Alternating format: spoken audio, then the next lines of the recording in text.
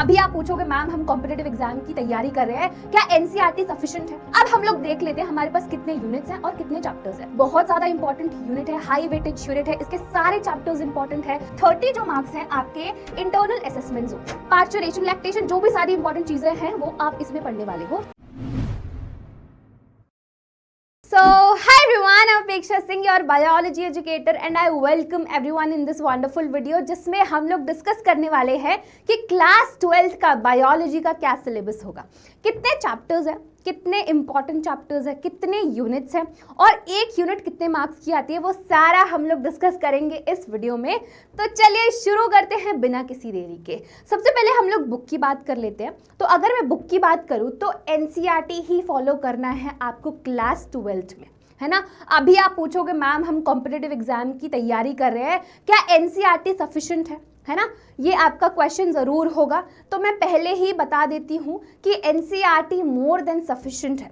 अगर आप competitive exam के लिए तैयारी कर रहे हो, फॉर एग्जांपल नीट के लिए तैयारी कर रहे हो, तो यहाँ पे 95% जो आपका एग्जाम है, 95% जो क्वेश्चंस हैं वो सारा एनसीईआरटी से ही आते हैं। ऑलराइट, तो एनसीईआरटी मोर देन सफिशिएंट है, आपको क्लास 12th में एनसीईआरटी ही फॉलो करना है। ऑलराइट, अब हम लोग देख लेते हैं हमारे पास कितने यूनिट्स हैं और कितने चैप्टर्स हैं। तो हमारे पास टोटल 5 यूनिट्स है ना, टोटल 5 यूनिट्स है।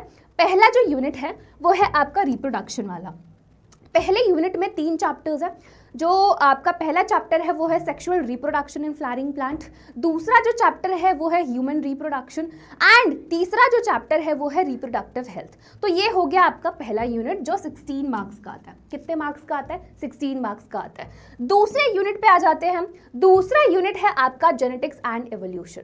ये बहुत ज़्यादा इंपॉर्टेंट यूनिट है ना। आप इसके मार्क्स देख ही सकते हो, 20 मार्क्स का आता है। तो डेफिनेटली ये बहुत ज़्यादा इंपॉर्टेंट यूनिट है, हाई वेटेज यूनिट है, इसके सारे चैप्टर्स इंपॉर्टेंट है। चाहे मॉलिक्यूलर बेसिस ऑफ इनहेरिटेंस ले लो, एवोल्यूशन ले लो, सारे ही चैप्टर्स इंपॉर्टेंट है। तो आप इस यूनिट को तो बिल्कुल ही इग्नोर नहीं कर सकते हो, राइट। अब हम आते हैं तीसरे यूनिट पे। तो तीसरा जो यूनिट है वो है biology and human welfare, right. ये यूनिट जो है आपका 12 मार्क्स का आता है। नेक्स्ट जो यूनिट है वो है बायोटेक्नोलॉजी एंड इट्स एप्लीकेशन, जो आपका 12 मार्क्स का आता है। इसमें भी 2 चैप्टर्स है, वो आपको पढ़ना है। फिर आते हैं हम लोग लास्ट यूनिट पे जो है इकोलॉजी एंड एनवायरनमेंट, है ना। इसमें कितने चैप्टर्स हैं? 3 चैप्टर्स आपको इसमें भी मिलेंगे और ये टोटल 10 मार्क्स का आता है। कितने मार्क्स का आता है? 10 मार्क्स का आता है। तो टोटल आपके 70 मार्क्स हो गए। तो 70 मार्क्स का आपका थियरी का एग्जाम आता है, राइट। टोटल 70 मार्क्स आपका थियरी एग्जाम होता है, जिसमें से 30 जो मार्क्स है आपके इंटरनल असेसमेंट्स होते हैं। क्या होते हैं? इंटरनल असेसमेंट हो गए, वाइवा हो गया, या फिर अगर आपकी फाइल्स हो गई, अगर आप सबमिट करो, मतलब ये 30 मार्क्स तो आपके जो टीचर्स होंगे वो देंगे, बट 70 मार्क्स आपके हाथ में है। 70 मार्क्स आपके हाथ में है, क्योंकि बायो का जो एग्जाम है वो थियरी एग्जाम है और इसमें से आपको जितना आप स्कोर कर सकते हो उतना अच्छा, बिकॉज 30 मार्क्स तो ईजिली आपको मिल जाएंगे अगर आपके रिलेशंस अच्छे हैं, आपका बिहेवियर अच्छा है टीचर के साथ, तो 30 मार्क्स ईजिली मिल जाते हैं और मोस्टली बच्चों को मिल ही जाते हैं। 70 मार्क्स आपके हाथों में है, आप इसमें से 70 में से कितने मार्क्स स्कोर कर सकते हो उस पर डिपेंड करता है, राइट। तो ये चीज़ तो हमें क्लियर हो गई। हमारे पास 5 यूनिट्स हैं और सारे मार्क्स हम लोगों ने देख लिया कि एक यूनिट कितने मार्क की है, राइट। अब हम लोग देख लेते हैं कि कौन कौन से चैप्टर्स हैं। तो अगर मैं पहले चैप्टर की बात करूं, पहला चैप्टर है हमारा sexual reproduction in flowering plants, है ना, sexual reproduction in flowering plants. दूसरा जो चैप्टर है वो ह्यूमन रिप्रोडक्शन है, जिसमें आप पढ़ोगे male reproductive system and then male reproductive structures, female reproductive structures, ये सारी चीज़ें आप पढ़ोगे spermatogenesis, oogenesis, menstrual cycle, parturition, lactation, जो भी सारी इंपॉर्टेंट चीज़ें हैं वो आप इसमें पढ़ने वाले हो ह्यूमन रिप्रोडक्शन में। फिर आ जाते हैं हम तीसरे चैप्टर पे जो है रिप्रोडक्टिव हेल्थ। इसमें आप पढ़ोगे कॉन्ट्रासेप्टिव मेथड्स के बारे में। तो ये सारे जो तीनों चैप्टर्स हैं ये आपके पहले यूनिट के है ना, रिप्रोडक्शन वाली यूनिट के। तो 3 चैप्टर्स हो गए।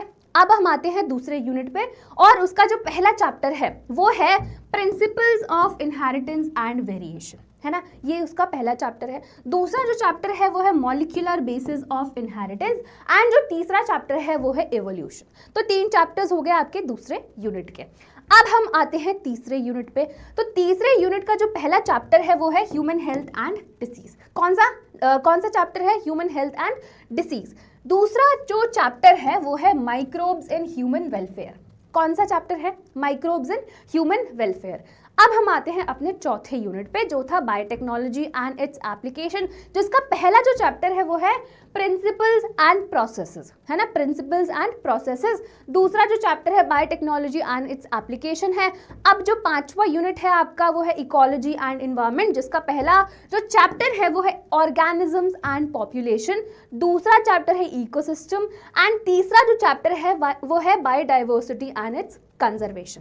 तो आपके टोटल कितने चैप्टर्स हैं 12th क्लास में? 13 चैप्टर्स हैं, ठीक है, 13 चैप्टर्स हैं जो आपको 12th क्लास में पढ़ने हैं, ठीक है।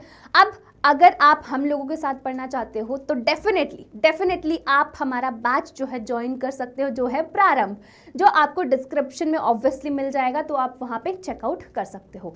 तो आई होप आपको पूरा सिलेबस जो है समझ में आ गया होगा, कितने चैप्टर्स आपको पढ़ने हैं, कौन कौन से इंपॉर्टेंट चैप्टर्स है, कितनी यूनिट्स है।